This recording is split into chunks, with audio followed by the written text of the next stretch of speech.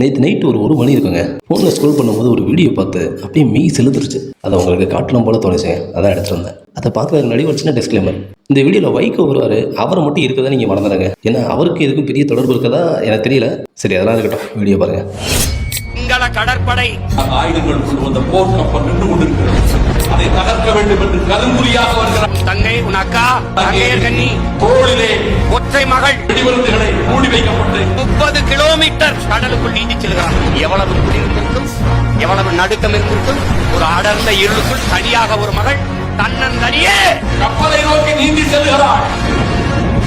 கப்பலை தகர்க்க போகிறார். போர்க்கப்பல் வெடிக்கிறது. தீப்புழப்பு விண்ணளவுக்கு எழுகிறது. ஒரு பக்கம் அந்த கப்பல் உடைந்து சிதறி தீப்பற்றி எரிவதைக் கண்டு பெண்புலிகள் மகிழ்ந்தாலும் அங்கே கண்ணிக்காக அழுதார்கள். அந்த மகளின் நீங்கள் உடன் பிறந்தவர்களா, அவர்கள் ரத்த துறைக்கு வந்தவர்களா?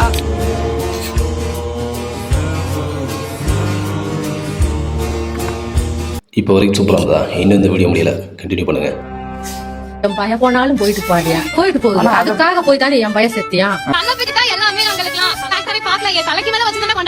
இதுல அந்த அம்மா சொன்னதாங்க கொடூரத்தோட வச்சா யாரையுமே போய் இவ்வளவு கிட்டத்துல பார்க்கவே முடியாது. பேரை எங்க குடும்பத்துக்கு வாங்கி கொடுத்துருக்கான்.